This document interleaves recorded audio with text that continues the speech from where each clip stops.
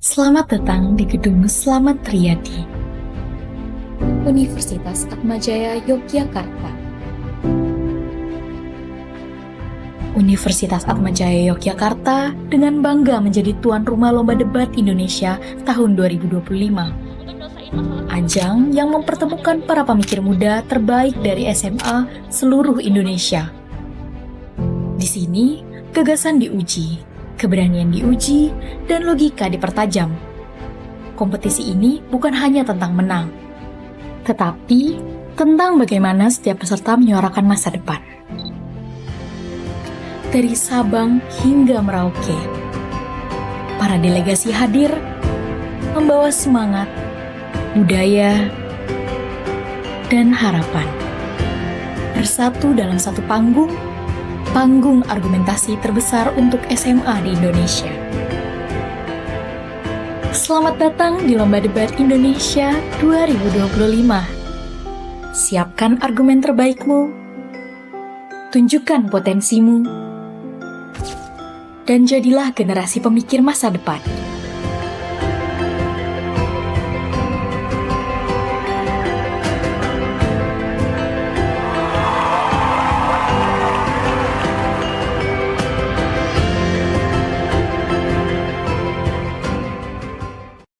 Jika dia telah lulus SMA, tapi bingung mau kuliah di mana? Jangan bingung, mari bergabung bersama kami di Universitas Atmajaya Yogyakarta. UAJY memiliki 7 fakultas dan 14 program studi yang dapat jadi pilihan loh. Jangan khawatir, UAJY menyediakan miliaran beasiswa yang bisa kamu dapatkan. Tentunya, terdapat program seleksi yang masih dibuka. Informasi lebih lanjut dapat mengunjungi situs pmb.uajy.ac.id. So, tunggu apa lagi? Bakal nyesel loh kalau nggak daftar sekarang. Welcome to Yogyakarta, the city of students. The city where a significant number of public and private schools and universities are located. Universitas Atmajaya Yogyakarta, a private university established on September 27, 1965 by Yayasan Selamat Riyadi Yogyakarta.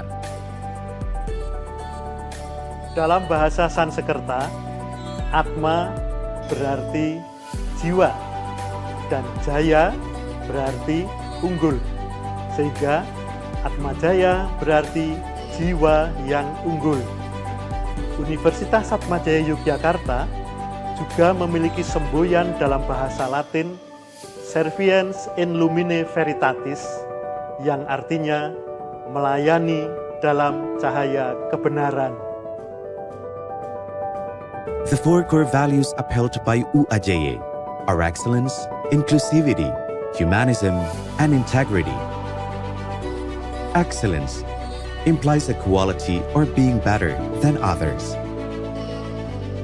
Inclusivity means encompassing all social groups.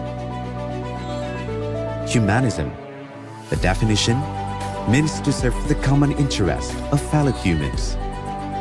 Integrity means adherence to the moral and ethical principles, honesty, reliability, consistency in words and acts, and a sense of responsibility. UAJY supports diverse values, cultures, religions, races, ethnicities, and languages as a university with students from all across Indonesia. UAJY's diversity is an asset for further collaboration and synergy in preparing for a better future. Universitas Atmajaya Yogyakarta memiliki 4 kampus yang terbagi menjadi Kampus 1, Gedung Santo Alfonsus. Kampus 2, Gedung Santo Thomas Aquinas. Kampus 3, Gedung Santo Bonaventura. Dan Kampus 4, Gedung Bunda Teresa. Universitas Atmajaya Yogyakarta memiliki fakultas dengan berbagai program studi sarjana, program studi magister, dan international undergraduate program.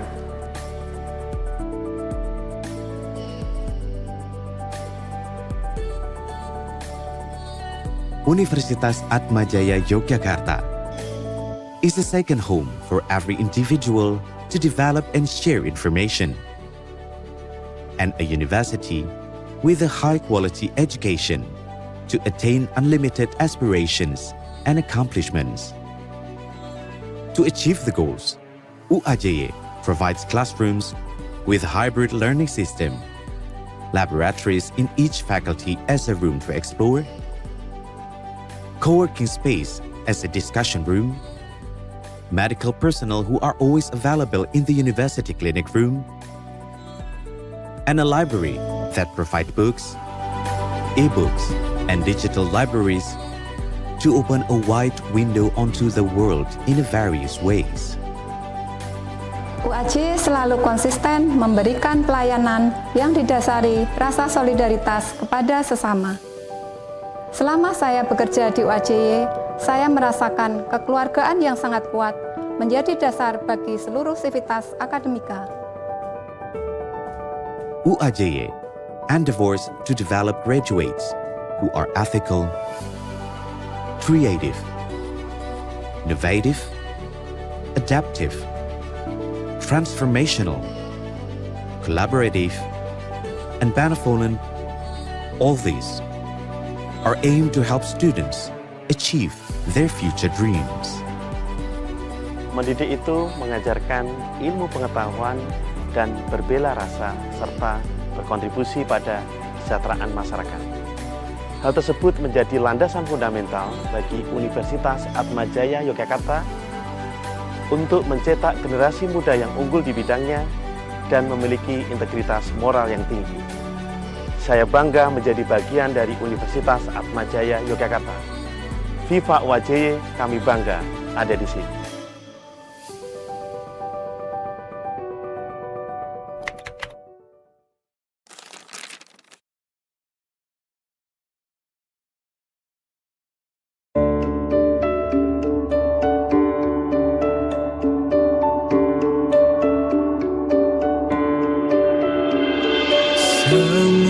Semestinya engkau bisa mencobanya lebih bijak,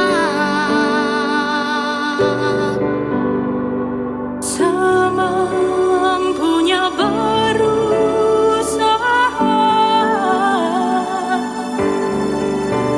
berjuang jujur berkarya, tanpa pernah meragukan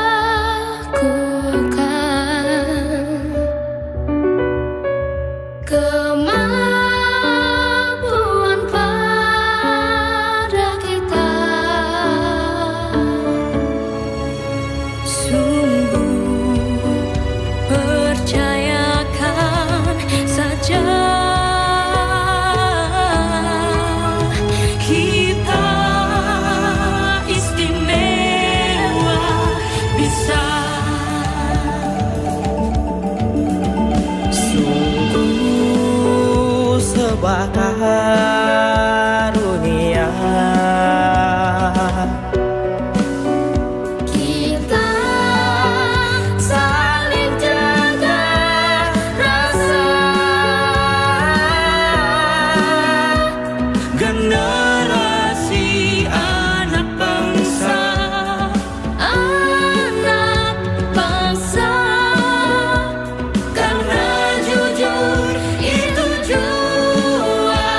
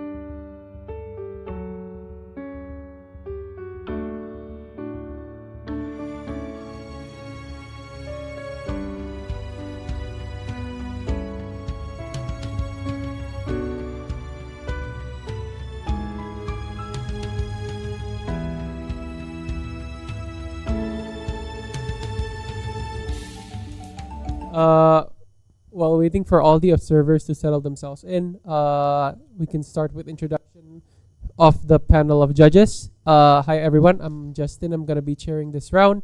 I'm gonna be accompanied by 6 other amazing judges, which I will allow to introduce themselves. Hi, I'm Rania. Good luck for this round. Hi, I'm Dio from Kalimantan Selatan. Good luck.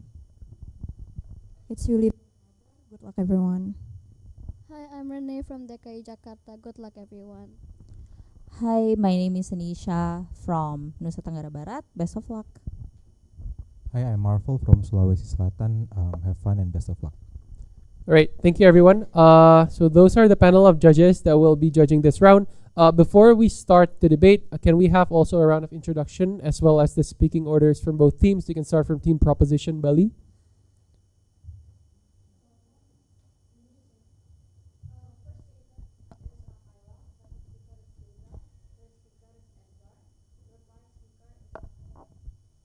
Okay, for Bali, Putu Rakaila first, Nadine Tirza second, Edgar third, and reply is Putu Rakaila. For opposition, Sumatera Utara.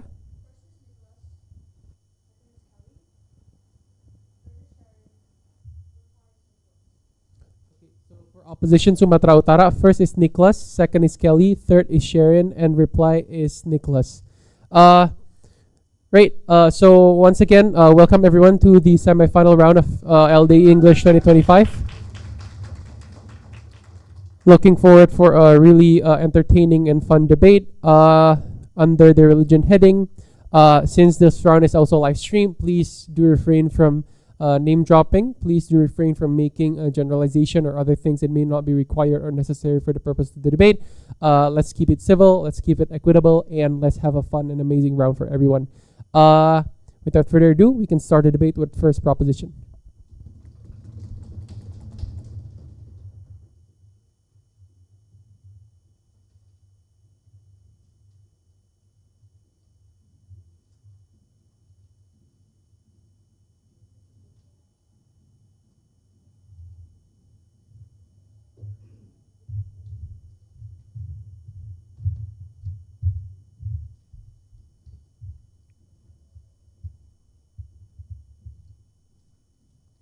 Just making sure, is this loud enough?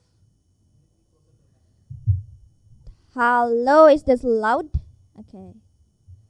Okay, then trigger warning because religions, etc., etc. 3, 2, 1. Panels, I am satisfied with myself. I am satisfied that today I have donated to a charity service through my curious. Only that 5,000 can help a lot of people, and that personally gives me so much comfort as an individual at the end of the day. Proud to propose. Before I go on to my arguments then, I'd like to posit 3 main points of setup. 1, on the world building. We posit to you that in status quo, people who inherently opt into religion and actually care about them can be defined into 2 main folds. A, the rational people in status quo who will do good things regardless, who opt into God simply to seek agency and peace at the end of the day. But also B, the irrational portion that tend to use religion in their own way, especially when it's granted by God's grace that after you die, you still go to heaven anyway. God will still forgive you anyway. We think this is what excuses them with their behavior in the current status quo, and we want to stop that on our side. But onto our mechanization then, I'd like to posit a few points. A, what does the salvation that people seek exactly means? We think this looks like mental peace, this calm comfort that you get after working 9 to 5, but you're super tired,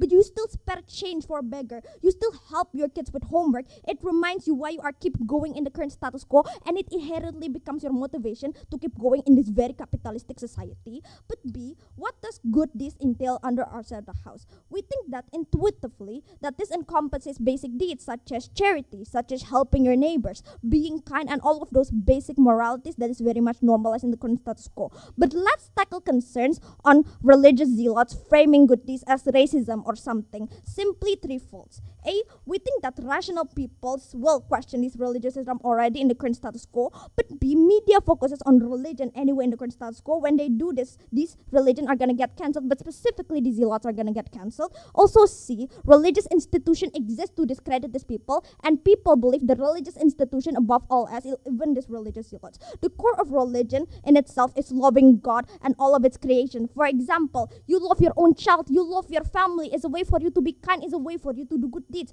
Your pets, etc. Opposition cannot say that people are simply unable to do good deeds when it is as simple as smiling, when it is as simple as being kind to your neighbors, etc. Because religion is back in its scriptures to they're made so everyone can opt into religion. It likely look like you become a kinder person under our side of the house. Our burden then is simple. Simply if we can prove to you onto number one why the framing of good deeds will actually help people get better salvation and better peace under our side of the house, but also B, why their framing is inherently harmful regarding people and the people around them, we simply win this debate. On to my first argument regarding why this connects the people further onto God themselves. We posit to you two main points of urgency. One, in the current status quo, the only way that you can cling to God is simply pray. It's your personal connection to God. But here's the thing, panels. The world is not limited to your praying world. It's the creations of God as well that you interact to in your day-to-day lives. That is to say that when you help people, when you be nice to them, etc., you feel peace that you are actually doing something good, that even someone as tired as you can still do something good in this world.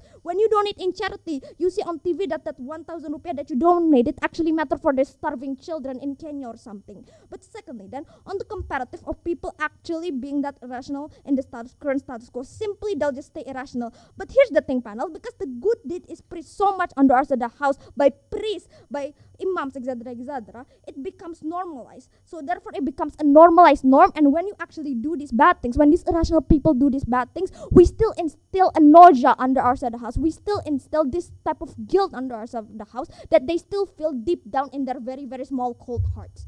But also then, we posit to you two main layers of solvency that we provide. We provide that one. We think that on our side, people have agency to how they reach salvation, right?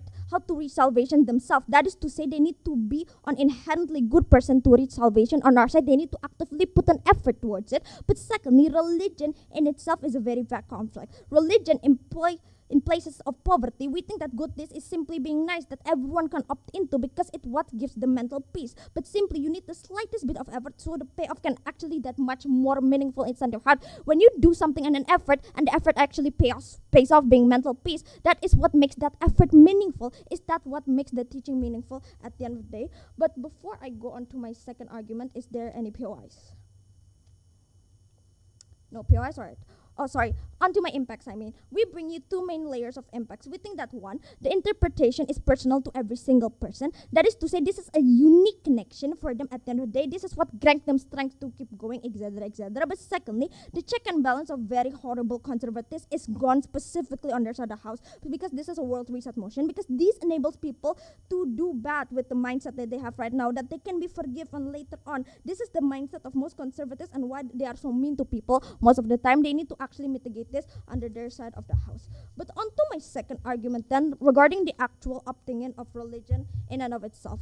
We posit to you two main layers of urgency. We think that one, this world is inherently capitalist and materialistic. That is to say that it is constantly stressful. You are constantly being ambitious. You don't want to get left out pursuing all these material gains. You don't want to get left out in NSDC. You constantly pursue material wealth. You will never feel good for yourself because you are always comparing yourself to others. This lowers your incentive to do good, exactly because you excuse yourself that you're so tired that you can't even do good, that you're so tired that you can't even smile, when it is inherently not true. But secondly, exactly when religion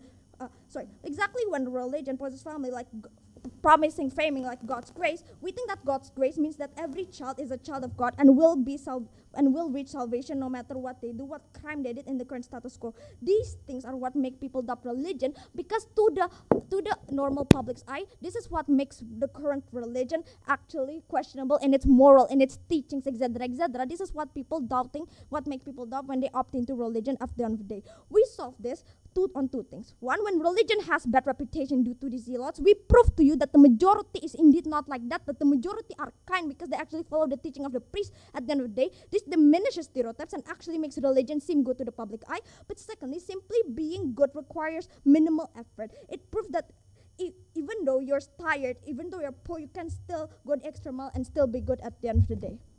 Yeah? Aren't your basic good deeds meaningless if you do not have the money to do good deeds like every other person who has more value in status quo?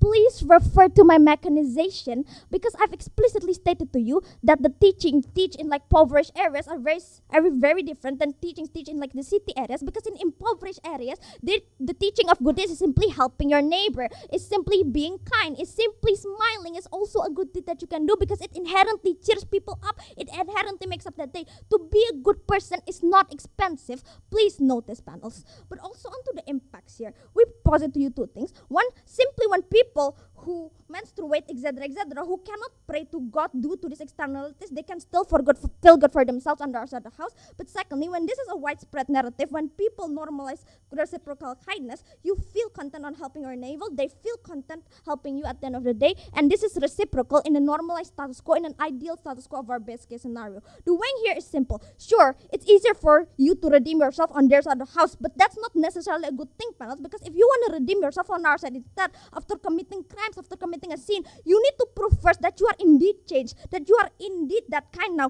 that you have indeed made amends with your victim, that you have changed as an individual. Only then can you be redeemed on our side of the house. You simply get, meanwhile on their side, you simply get baptized and you are deemed a good person. You don't need to do anything to your victim under their side. You don't need to ask for forgiveness for a victim under their side. We think their side is inherently unfair. All reasons above, we beg you to vote for proposition. Thank you. Can we have first opposition?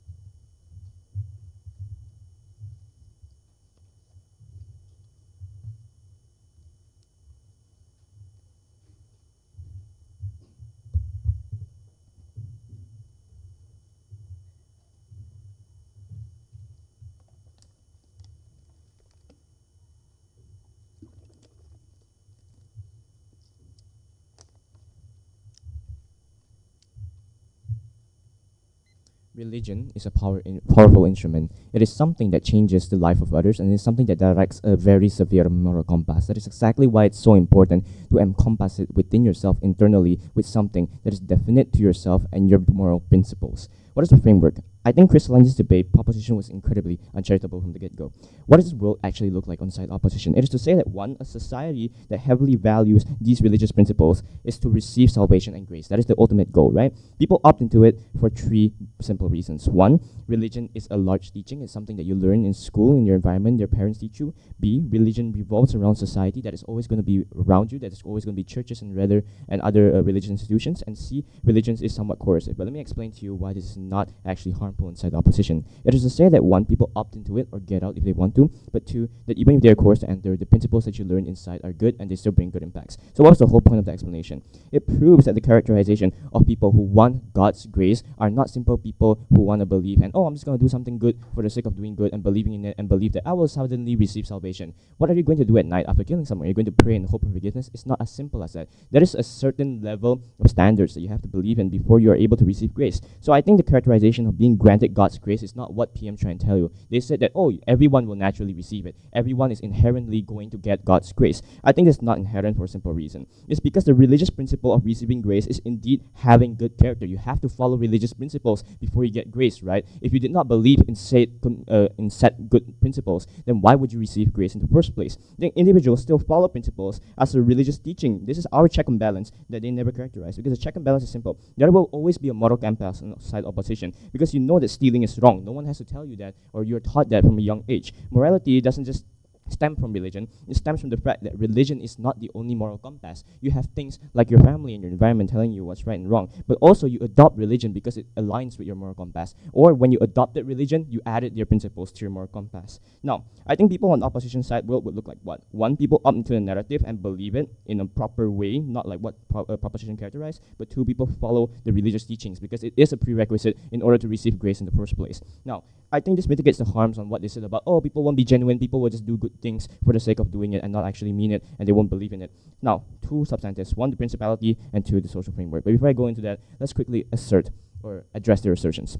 They tell you a lot about how there are so many meaningful impacts when it comes to doing good deeds and good acts. They tell you, one, good acts is self-determined, and two, it requires minimal effort. I'll respond to this as quickly as possible. One, no. Religion is the one who decides good acts. Why? Because it is in the motion that is preached. It's something that's taught you, it's something that's promoted to you, it's something that's propagandized, it's something that spreads to you in a manner that, oh, the reason this is good is because religion told me that this something is good, and that's important to characterize because, well, where else would you get the good idea? You would still want to follow religion's principle of good acts because then it would mean you have a higher chance of being close to that religion's principles. But secondly, I think the problem is that you can do minimal effort, that good deeds don't require that much. The problem then is people opt to do minimal effort, that it doesn't require that much. So I would just rather do the low, it's the minimum, because I know I'm still doing good. I still have the status of doing a good act. But there were a lot of other things they mentioned. Let's actually address this in my substantives. Firstly, what is the first substantive? It's on principality. I think if you did opt into this, you're likely to be a religious believer under three premises. One, there's a certain criteria because you still have to be good. That's what we tell you about. You still need to follow what religions teach because, one,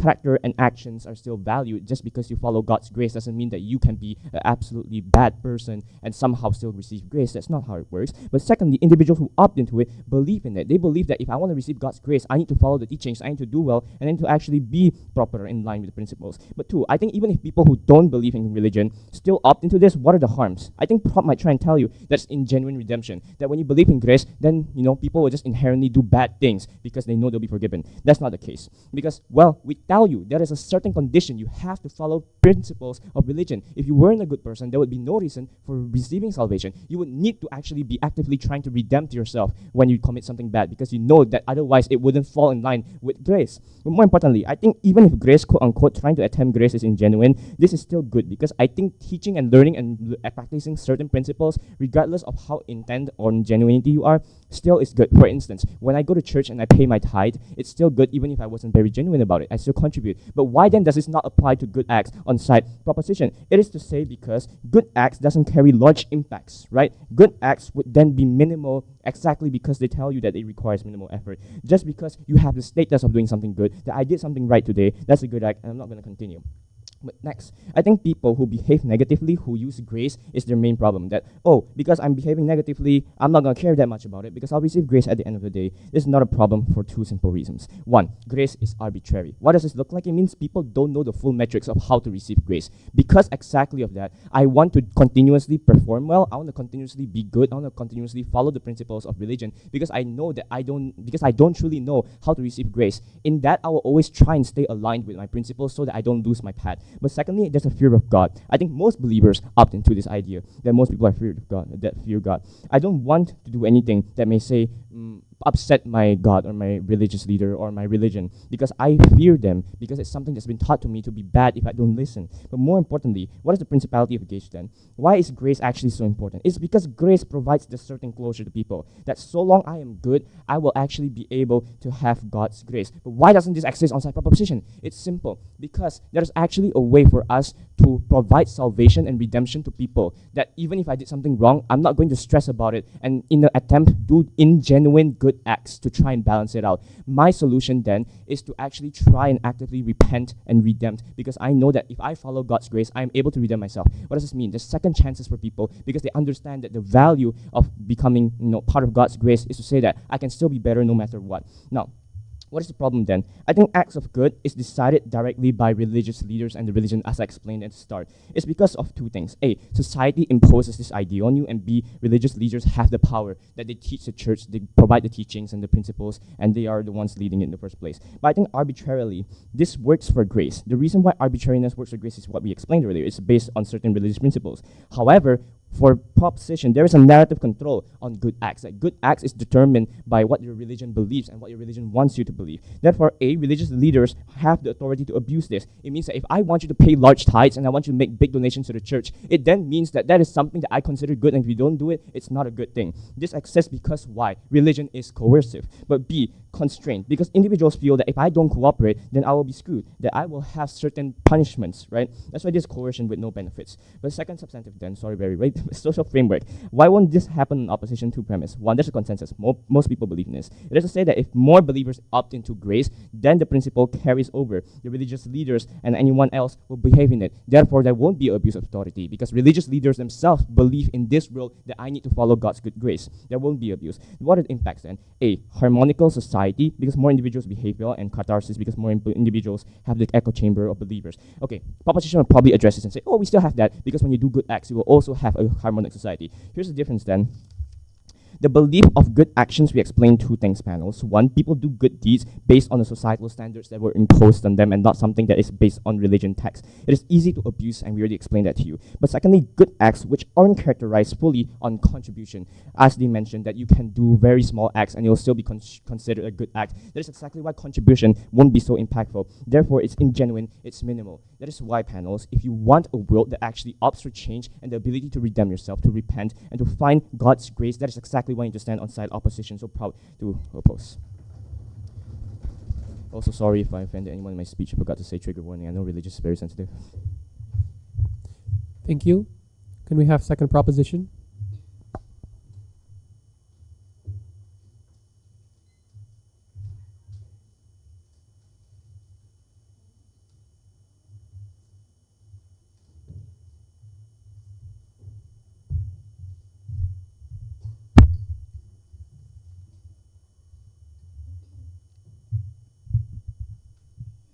Trigger warning on religious teaching.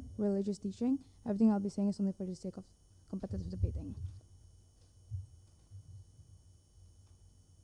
Sumut's entire case is contingent on their uncharitable framing that people are never going to buy in because they already have the moral compass. I'll prove to you why it's wrong later on. But their analysis was entirely really jumpy when they say that the vagueness of why people exists on the God's grace itself is what makes people want to opt into it, and what makes people who actually want to opting into it more because they know it's really vague and they don't know what to do.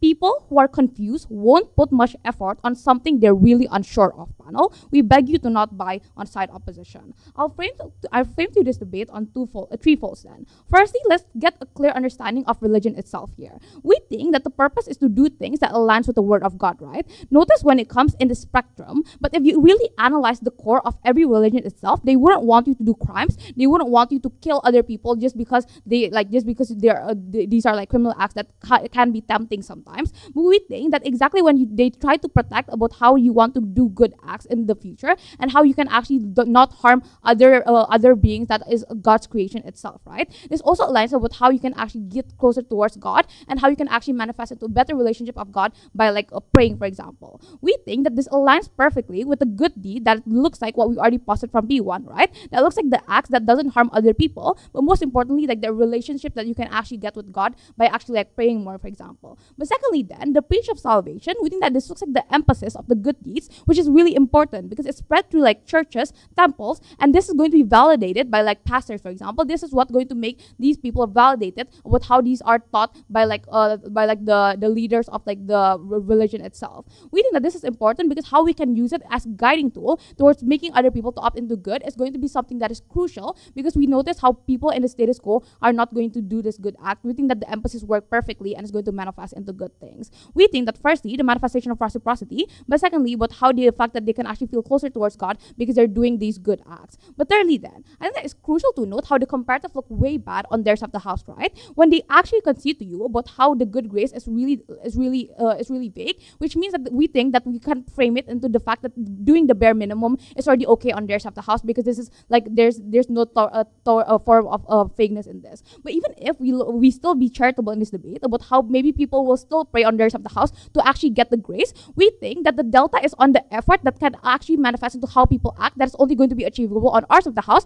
Even if they can actually be closer towards God, the effort that they put inside the society is not going to be there because people are not going to opt in into good deeds. But we think that highlight the word granted in this motion panel. We think that the validation is going to be harder to get of the idea of good grace itself, because you have to be granted by the God's grace itself, which is really vague, and they concede towards it, which is going to be hard for them to actually give the mechanization of how this is going to be anyway applicable on the rest of the house. Realistically, we think that doing good deeds is more intuitive, right? About how people can have a better understanding on ours of the house. It's not going to be vague, and this is why people are going to opt in on ours of the house. 3 contribution coming from my speech then. Firstly, on top of urgency. Second, in terms of buy-in. Also one substantive in terms of how this will affect society. First issue in terms of urgency then. They posit 2 things. Firstly, on principle, there's already a moral compass. 2 responses under this. Firstly, we think that people come in a spectrum, right? Not every people have the moral compass. They cannot just cherry pick about how everyone is going to be doing good deeds when there's still criminals outside there, and there's still people who actually do bad things because they are tempted to do these criminal acts, right? Which is why we're actually trying to propose, we're not going to try to propose this on ours of the house. We're trying to stop this, and which is why we think that proposing the good deeds is what's crucial.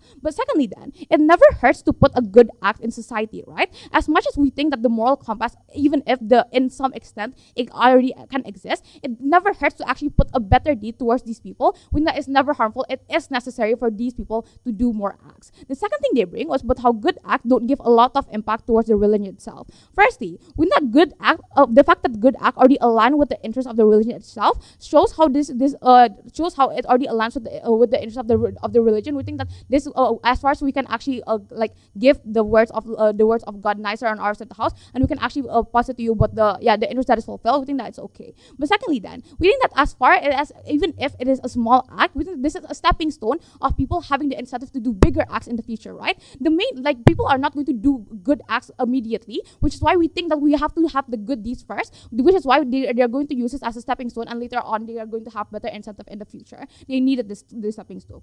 Second issue in terms of buy-in then. Let's look at the comparative that happens on both sides. We think that on side opposition, people are going to less likely to opt in into religion itself. Why so? Because of the fact that it's really vague, and they did concede towards its vague, it will come with a lot of requirement that they don't even know what are they going to deal with, and what is the actual importance of following the good grace. This is something they never posit to you on P1 on O1. We think that the fact that A, they're not going to be sure about how to get into that good grace, but B, they don't even know the importance of the good grace from the beginning. We think that's going to be really unsure, and they're not going to opt in into this really vagueness. The comparative that look like on side opposition is way better, when although it looks like simple things, the pushes that actually going to manifest from the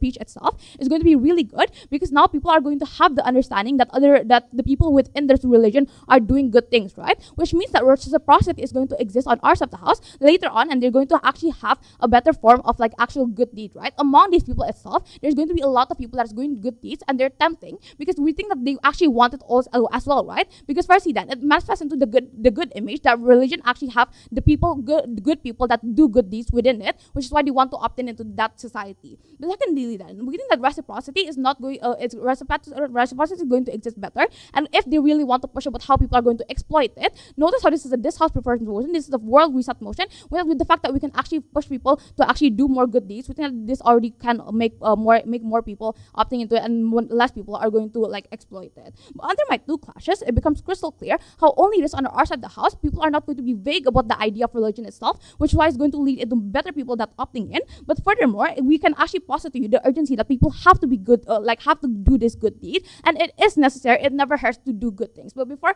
my extension, yes.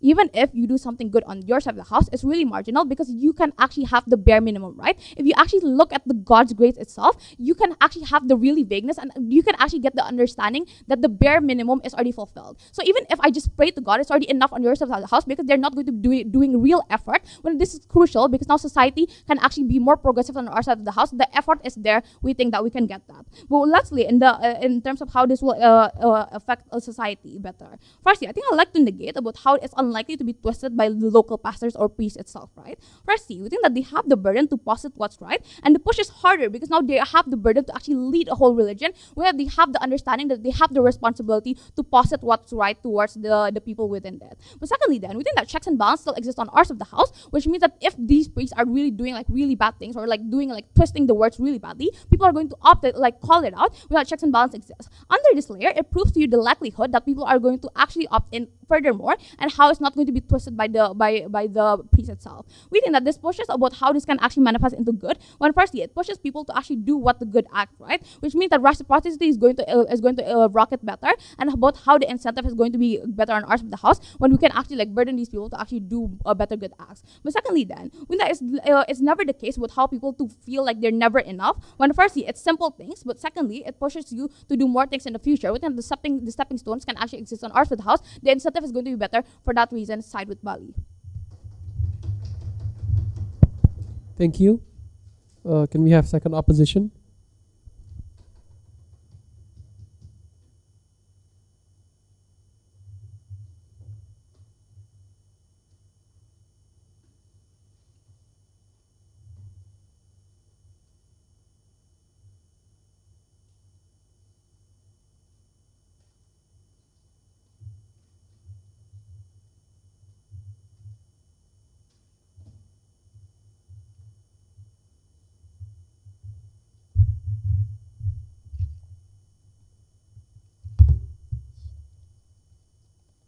Am I audible like this? Okay.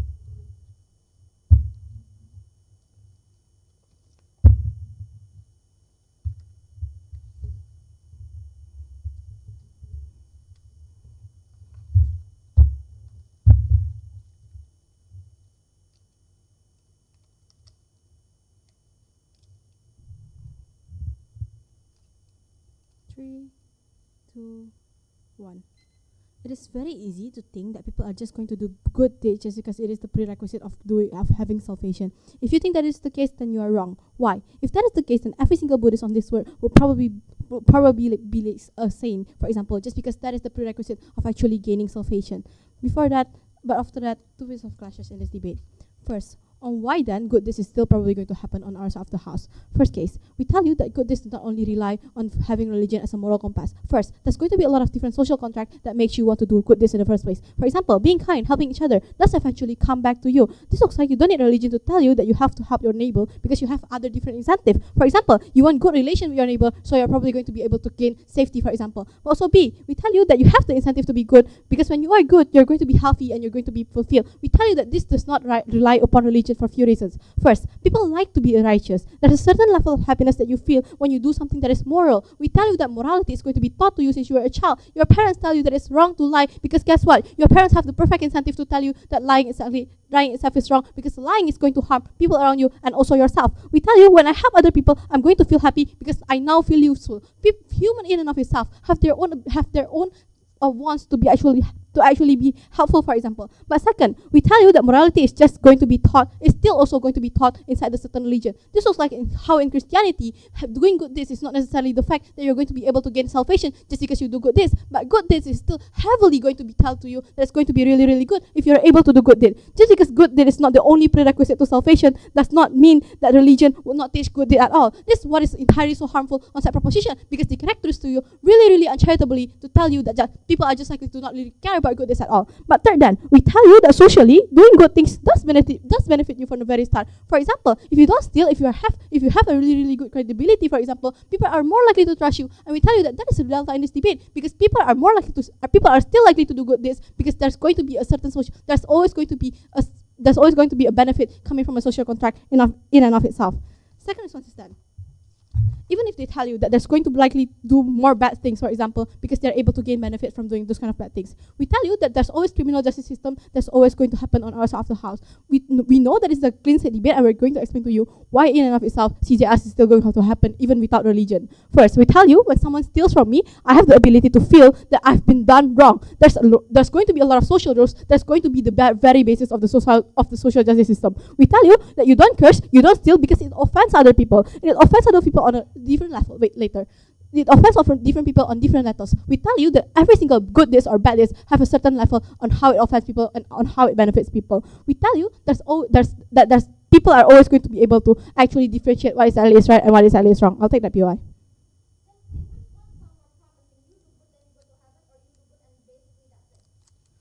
I think doing good in and of itself does not only means that you're going to get the benefit in heaven. Doing good also means that you're going to gain the benefit in the current status quo. Because guess what? When you're being kind, when you're always donating, for example, you're going to have a good reputation. You're probably going to have like more friends, for example. There's always a social construct to tell you to do good, because doing bad in and of itself is going to harm you it's going to harm you on your actual life. Second, then we tell you that humans are able to identify motive and vulnerability. This looks like humans have the ability to sense your reasoning before you do something. This does not rely on God. You're able to do this kind of stuff because you actually have empathy as a human being. As a human being, you know when someone is like being kind to you, and you know when someone is like actually doing something that is harmful. For example, there's always going to be a lot of different levels of like punishment that's going to happen.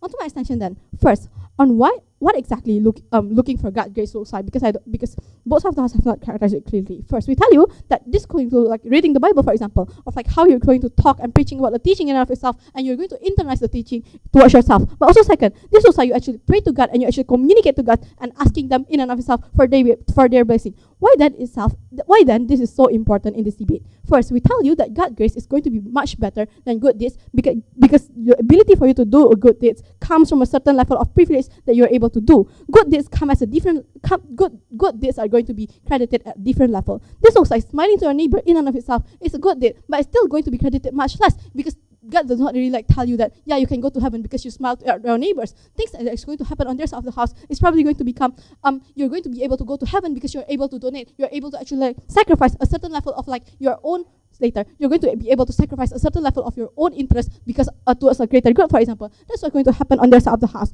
Why then is this so harmful? First, it's going to be really, really hard for people to actually adhere to this standard, because currently we're living in a capitalistic society. This looks like you donating like 5,000, 10,000, for example, it's not going to be valued the same as you, for example, donating like a large percentage of like your own money, for example, because we tell you that in and of itself, the fact that you're donating is the fact that you're actually sacrificing a part of yourself. That is what is going to be actually counted on their side of the house. Also, second, that it is much easier to adhere, especially when to the people who actually need this religion the most. We tell you that religion is always going to be needed the most by people who are always in tough places or people in tough time. This is also the reason why places in conflict, there's a reason why places in conflict are probably going to be like the really most religious one, because guess what? The main reason why religion in and of itself is so important, because it provides a hope and solace. You're able to gain hope and solace. That's why most of the time when we're literally looking at the places with a lot of conflict, they're really, really religious, right? We tell you that it's going to be much easier for these people to actually adhere to this certain religion and to actually gain the benefit of actually being inside the religion, because they need it the most. They need this sort of like hope. They need this sort of like solace. We tell you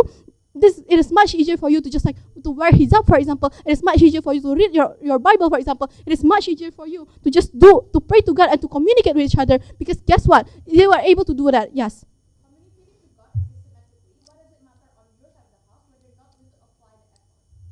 I think on our side of the house, if you're able to do something, you're going to do something. We have already characterized to you so many different types, because there's always going to be a social contract where you're going to gain benefit from actually doing good deeds. But also, second then, why then doing like this sort of like good deeds why then this is exactly exclusive on our side of the house? First, it is much easier to adhere on their side of the house when the way you're going to gain salvation is by actually doing good deeds. That's what's going to be on the top of your mind when you're thinking about religion, because you feel like that is your most important thing that you have to do. I have to do good deeds, but I'm not able to do good deeds right now. That's going to be really, really harmful, because guess what? When I need the protection of my God and I'm not able to actually guarantee that I'm going to be safe because I'm not able to do good deeds, it's going to be really harmful. But on our side of the house, it is much easier to actually adhere on like your social. It is much easier to adhere on like the prerequisite of actually gaining God's grace. For example, we tell you that if the actual focus of an entire religion is actually shifted towards a God, how you're going to be able to gain solace, to be able to gain hope. Because at the end of the day, we're talking about salvation. Salvation in and of itself is going to be very contingent on the fact that you need hope. The fact that you're able to gain hope, and the fact that you're going to be able to feel that you're actually being salvated, and there's always going to be guarantee that I'm actually able to gain salvation. Also, second, then, on why in and of itself is going to be much better.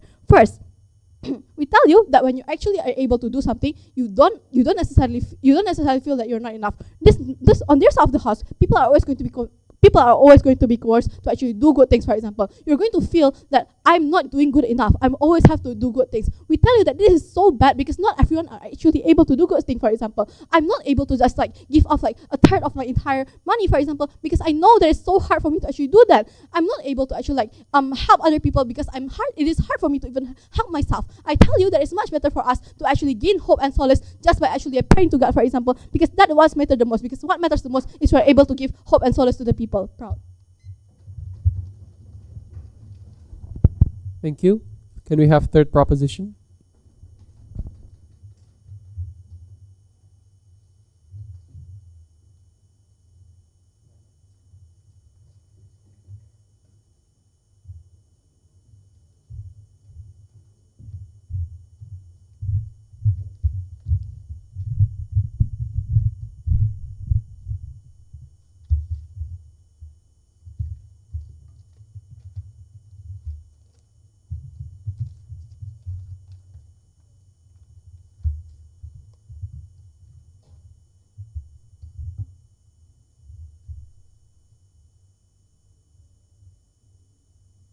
I'm going to be talking about two things in my speech. Firstly, whether or not people good things and under which side they do more good things. And secondly, under opt-in and the ultimate satisfactory of salvation, in which I'll prove to you why their case crumbles. Before that, I just want to do one independent rebuttal of a very, very weird case they brought upon us. They said that people under our side of the house will exploit the value of like religion, and it means like churches will tell you to do really bad things. Three responses to this. Firstly, I think there will still be a central church or like a central teaching of religion, or like the very basic Bible or something like that will be the guidance of what is a good deed or not, right? I think it is very unlikely that you are told to be to like donate for satanic reasons or something like that. It was very unclear. But secondly, given our framing that people are questioning things more, given that we are living in a world that is much more progressive, I think people will not just blindly opt in to whatever their local churches tell them. They'll do some sort of questioning, given that doing good deeds is something that is much more proximate and something that is like much more tangible to them as compared to like just buying into God's grace or something like that. But see, then flip happens when they concede that the meaning that like grace is arbitrary under their side. It means like churches are much more likely to do these bad teachings under their side because it is arbitrary, because it is not proximate. The check and balance only happen to things that are proximate. Those proximate things are the good deeds under side government. First clash then, under will people do bad things? And firstly, I just want to first thing they levy on us is that they said it will be constricting, but this was highly unrealistic, given that religion needs to be like open to a certain extent. Two further responses. Firstly, the fact that religious teaching is developed over time through culture and society of change, right? It cannot be too rigid because you never know the life that your followers will live or what the world will look like in the end of the day. So these values will be broad based and not specific guides to your action, but rather instructions like being kind, like smiling to your friends or like helping people who are in need, right? It's not going to be very specific actions. But secondly, second and crucially is that this idea of what is a good deed are shaped throughout time by interactions with your friends, by interaction with your peers, by interaction with people around your local church, etc., because they themselves reciprocate these good deeds. You do interactions to understand these good deeds. What is the implication then? I want to make it very clear that interpretation of salvation under our side will be good, because it's going to be something that is uniquely personal to these people, right? Because no one knows what you're gonna do in this life, and like look, this world is something that's very competitive and pushing towards undercutting other people. I think the world will be very tempting later, and this is the only check and balance to make sure people keep doing good things, because it's something that's uniquely personal to them. They find enjoyment in doing things because like it's personal to them. Second thing they told you is that people will always do good under their side because they want to be salvated to a certain extent. Three responses. Firstly, you will do good under side government because you want the continuity of salvation, because you know that in order to gain salvation you need to do good things. That is why you continue to do good things under our side. That is why you have continuity. Comparatively under your side, if you don't actually have like any structural reason or any structural backing to this salvation, you're likely to opt out. But secondly, then people will opt out when they don't immediately get salvation under side opposition, because they're confused as to why and then in which part of like trusting this religion I will get my salvation. They never know what religion is truly for, and they never get a true meaning in their life. But see, then they say that people will only do the minimum things under our side.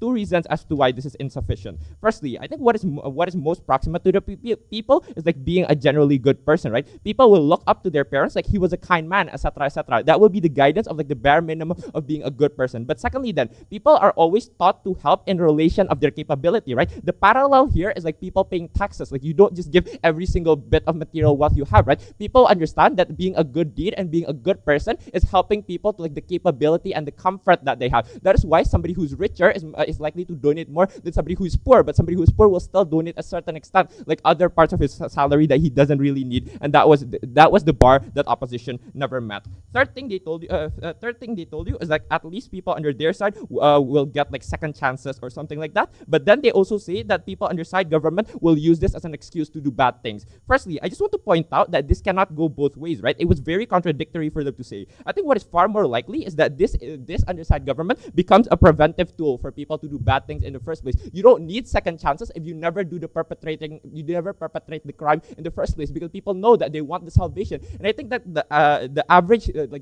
religion followers who are talking about in this debate are likely to do good deeds under our side because they want to continue getting that salvation. But B, then flip happens when they concede that people will be re-accepted to their religion under their side because they have second chance. It means exactly they conceded to our harms that people are likely to use this as like a mitigation. Like they do some crimes in their life and they opt into religion because they want salvation, because the prerequisite is only like following God's grace or believing God's grace to a certain extent, never any meaningful action. What is the last thing they told you here? The LO came into this debate very weird and saying that there are other motives to become a good person and therefore you will be good no matter what. But three responses to this. Firstly, good then, because it means people will be open to doing this under side government. It means people are likely to do more good deeds under our side given everything they told you about external pleasures. But secondly then, if it is something that they do a lot because like they also get like external pleasure, it means by multiplier effect under our side, if they get salvation from it and they get validation from it, they're ultimately so much more happy under our side. They constantly feel a sense of joy coming in given their own framing that people will continue doing here. But thirdly then, and this is the last and crucial thing that you need to note, is that all of these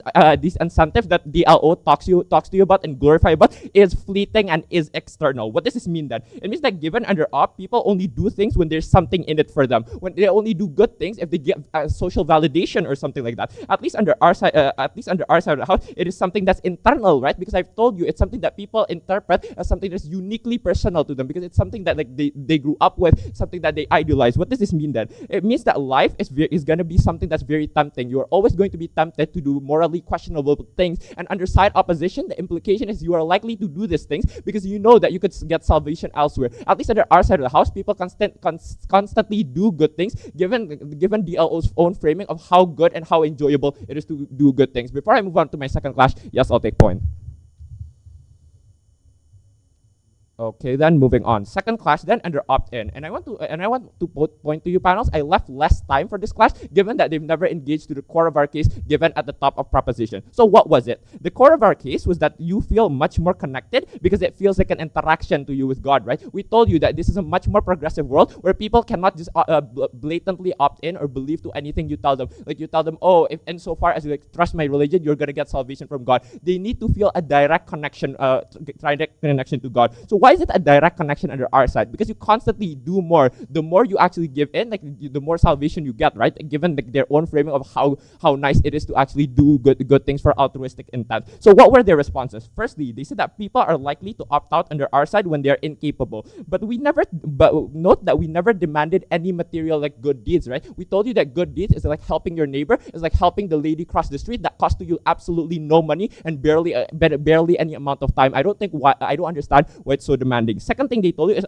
at least people hope under their side. Two responses to this. Firstly, to what extent do you then hope under their side? Because we never get any meaningful explanation why people will likely still continue to hope and hope if they never get any meaningful, tangible benefit, if they never got any salvation. They've never mechanized to us to what extent and when do you actually get the salvation. But secondly then, at the point of which there's no interaction, people are less likely to actually want to opt into this religion. So how will I conclude this speech panel? I told you that people that even if the world is a beautiful place where you are likely to do good things, you do it more under our side, you get more enjoyment. Vote for Bali. Thank you. Can we have third opposition?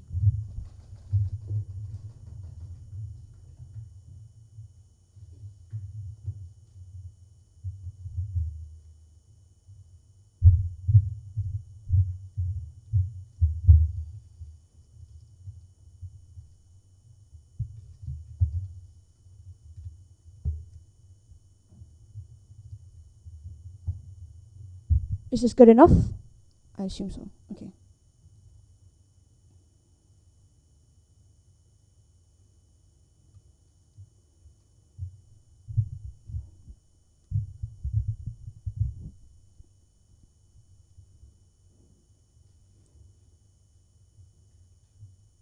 If the prerequisite to fulfillment is someone telling me that what I'm doing is right and what I'm doing is good, then this exists in opposition as well. We mechanize this clearly within both of our speakers. Propositions only frame out response as just, but at least we get more happiness. Judge, what's the point of more happiness if you already get it at the end of the day? You're happy enough, you smile enough. There is no urgency on proposition side of the house. I think that's the main reason why their case fails. Edgar concludes his case exactly like that, and I think for that very reason, it just cannot win. But then, firstly, right, I want to highlight one very specific thing on proposition side of the house, that their benefits are contingent on being able to do good, having more effort, for example. But this is a questionable case because there's a threshold of good that you are able to do. That is to say, that you cannot be as kind as the richest person on planet Earth because you do not have the capacity to do so. That means that in society, when the religion tries to value you, or when you want to try to value yourself, you do not feel like you're doing good enough, for example. The threshold of good deeds, for example, on the second level, is that sometimes if you're able and capable of giving good deeds, you use it to justify when you're doing something bad, for example. Because it's a threshold, right? It's,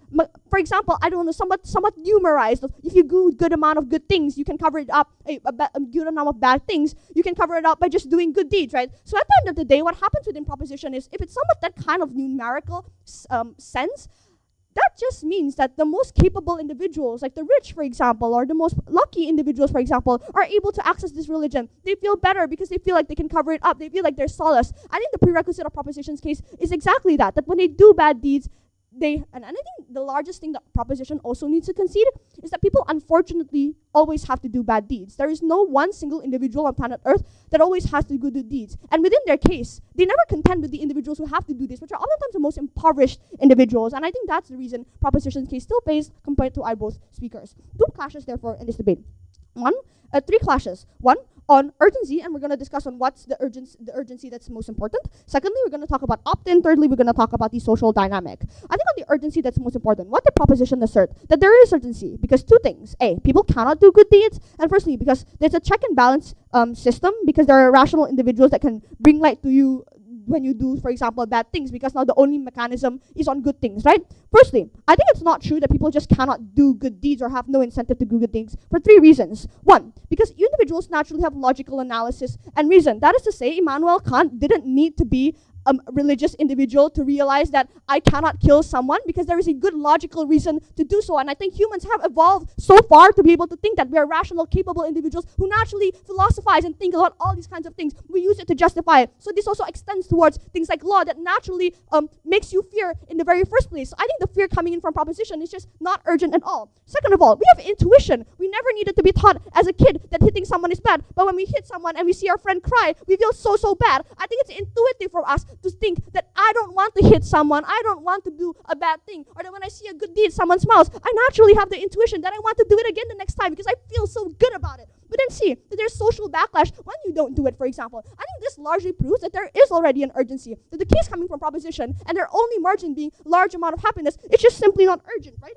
But I think finally, in the instances in which they don't do these kinds of good deeds, right, I think it's not a lack of belief, because I think let's just have hope, Judge. Most people are just really kind people, right? They have really good mentality. Everyone wants to be the kindest person on planet Earth, right? The issue is there's just a lack of capacity to do so. That sometimes you're impoverished by capitalism. That sometimes you're just pushed by a situation. That sometimes you need to go to work and not take care of your child. That sometimes you need to hit someone to protect yourself. I think largely this is the case, right? And I think this becomes a tipping point in this debate in terms of urgency. Because what we saw with the opposition within 01 was that we give people the ability to repent. We give people the ability to pray to God and say, God, I'm so sorry, and now I'm going to feel better about myself, so that the way I feel good about myself is that I get repentance, or that at the very least I find salvation within myself, right?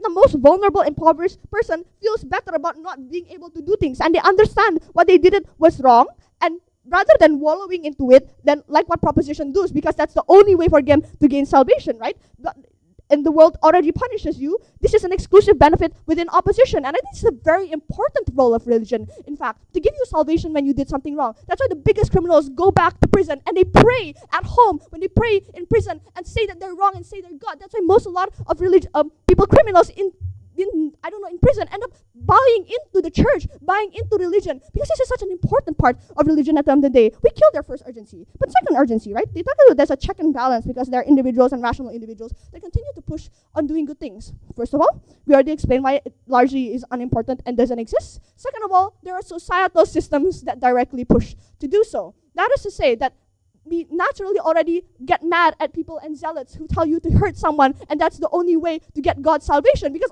obviously it's wrong.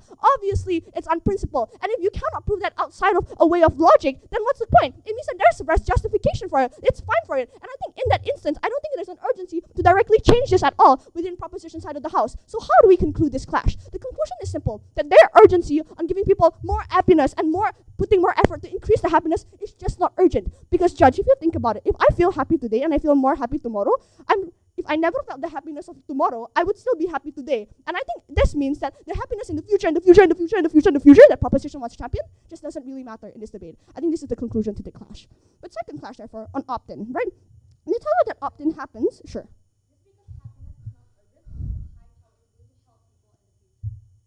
But we already explained why people are necessarily happy enough. Judge, you don't need to feel like you donate $2 million, but because you see someone smile, you're already happy enough. We don't need religion to tell you that we don't have this function in the debate. Second of all, on opt-in, right? They tell you that opt-in happens because when you believe that there's kind of a mechanized way to get happiness, you're just gonna become more reasonable to opt in, like, oh, there's A, Y, Z, B, C, C. But Judge, it's in fact the individuals who need to opt in the most, the individuals who are already doing the crimes, people who are unable to, for example, opt into the good deeds, that will not buy into it. For example, a homosexual individual will never buy into Christianity, even though that's a good thing. Why is that the case? That's simply because they do not have the capacity to do so. And for example, a thief or a robber, for example, on their side of the house will never ever to be able to repent, for example, because there's just a large amount of good deeds that they need to do, for example. And that's the only way for you to gain happiness. I know this kind of sounds like it backlashes with my opening, right? But I don't think this backlashes, right? Because this is what they also need to contend with, that largely speaking, that on their side of the house, they need to champion either two things. One, that happiness is large and they cannot, happiness is the only way to fulfill. And yeah. Second of all, I think we explained to you that opt-in is better simply when it's arbitrary. And I think this is very clear on one metric, that individuals who opt in to religion are oftentimes people who are already built into society. That society is so intrinsic towards religion. That is to say, when your parents spread to you the fear of you need to listen to religion, and when you build it upon your own morals, for example, you feel good about being able to do so. You still fear God. You still feel the punishment. But now you're able to do this. And I think it's much better to gauge it on your own levels, because even Proposition wants to champion that. They tell you that they're going to teach impoverished regions different things, which, by the way, is not possible because there's a central church, like they explained, right? And they tell you all these kind of things. But that's not going to work because of the central church, right? This is exclusive to opposition side of the house. We co-opt their benefit. We flip their case, right? But then thirdly, on social dynamic, propositions assert that they get more people doing good things and they get better hope on their side of the house because you think that there's an effort in the future and there's more effort in the future. But Judge, oftentimes this effort can exist. Why is it true? When individuals who need religion the most try to opt into religion, it looks like when they're impoverished, they feel like there's no hope for tomorrow, because right now what I need is God to tell me that it's perfectly fine. But on their side of the house, God just needs me to continuously keep doing good things. Even if I get happiness by seeing someone smile, I don't think this is pointless when religion never protects me. Oppose.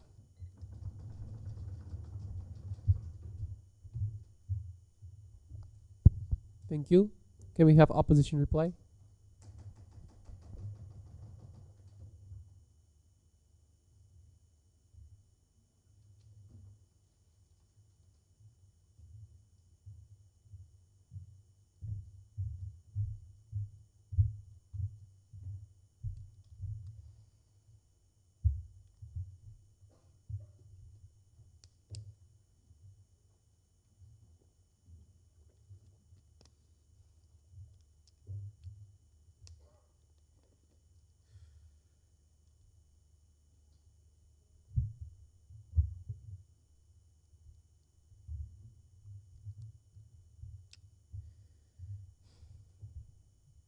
What is the biggest problem in this debate panels? It is one, what is a better principle to preach in our world? And two, what is necessary for a better society?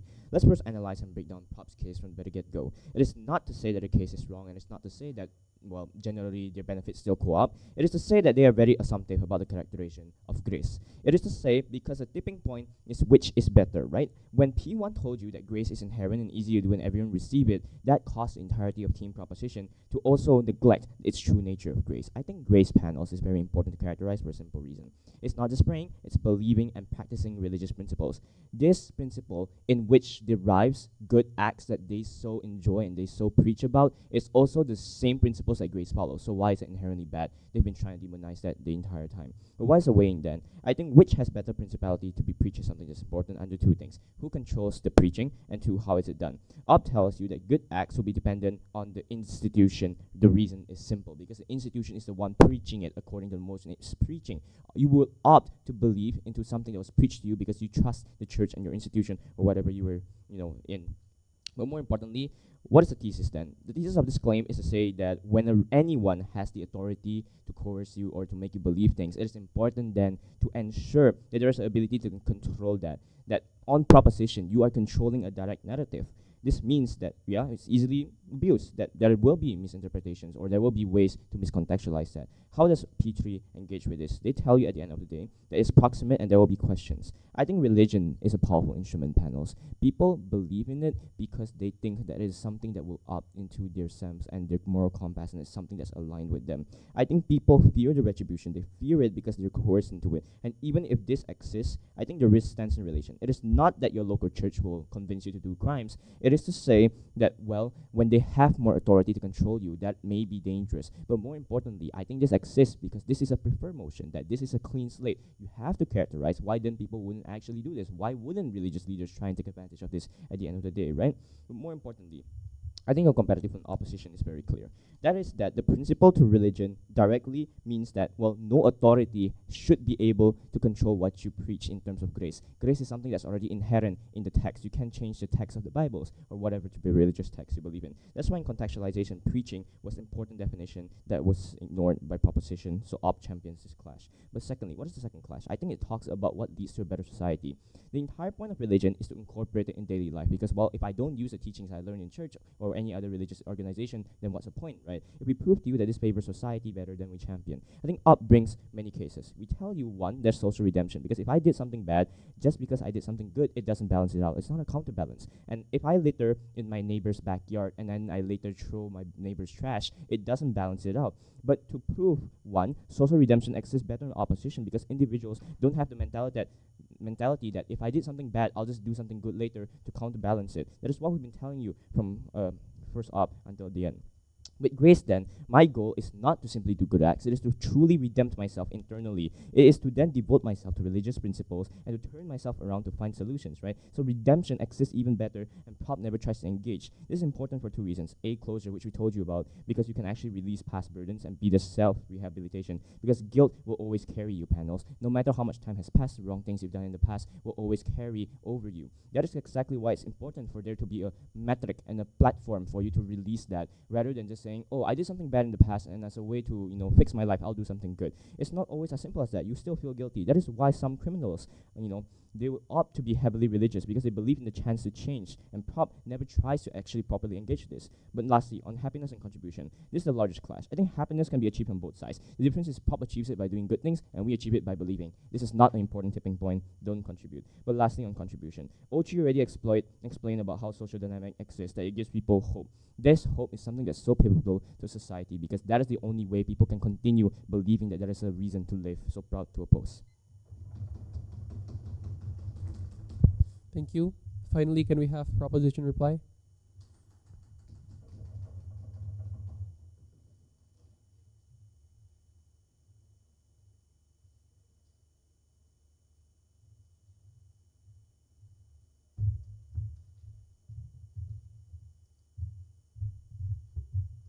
Check, just in case, once again, trigger warning. Okay. 3, 2, 1. Principle only goes as far as it is applied, as long as it is applied properly. That's the main point of principle. This falls under their side of the house, proud to propose. Before I go on to my clashes, 4 main things that I have to point out. On straw manning, they say that we've been defending the bare minimum. We have heavily characterized to you that the one who do bare minimum is excused because they are the overworked people, they are the impoverished people. This is the only way for them to actually do good things, to actually contribute to society. When you're barely surviving, why would you do FOMO, like what opposition is trying to posit to you? But secondly, remind me, panel, are we debating about religious people or atheists? Because if you determine what is good by yourself, like what LO tried to posit, and not by church, then simply you're not religious. But thirdly, it would do good for them to listen carefully to my speech, very carefully. I will explain why later. But fourthly, we question the exclusivity of most of their case. Why is prayer exclusive on their side? Why is social reward exclusive on their side? Why is God's principle exclusive on their side when it's from religious scripture? Religion literally evolves around praying, etc. On to my two clashes, one on individual salvation, two on societal. On to my first clash, they posit to you that, oh, religious zealots will abuse good deeds on our side. Please listen to my first speech very carefully, because we've already mitigated this in my speech, and we flipped this in second by saying that when it's that vague, that arbitrary is exactly the leeway that we won't choose it for. Exactly when it's that vague and undefined, these zealots will abuse it and will make it to their advantage on opposition side of the house. They try to posit to you that there's bad deeds that you can do on our side. We think that things like, and I quote, killing animals is not a bad deed or sin in religious thought. Bad deeds are something like lying, etc., etc. We think sure that no human are free of sin, no humans are perfect, but when you lie, after you lie, you help another person. When after you cheat, you donate to another person. This salvation is something that not only benefits you, but others around you. Making a peaceful world is the purpose of religion. That's why you should value our side more, because we inherently attempt to make a better world on our side of the house. But on to my second clash then regarding societal. They try to posit to you that this arbitrary thing is their push to do good. One question, what is this arbitrary thing exactly? It's exactly the danger that we posit since P1 and P2, because this arbitrariness is what enables a lot, and assuming that, and you let this arbitrariness run rampant, so even they can't decide that what they're doing is good or what they're doing is bad. We posit to you that on mitigation P1, that on our side, when the good deed is deemed by NU, is how we handle how we handle these zealots enforcing on their side of the house. But also they posit that, that in status quo there's worldly reward to reciprocity, etc. We posit that on top of that, you go to heaven. We're debating in the same system. Why is this exclusive on their side of the house? The delta here is you have more incentive to do good, specifically on our side of the house, when the reward is doubled. That is to say, you have more incentive to smile. We have more incentive to help people.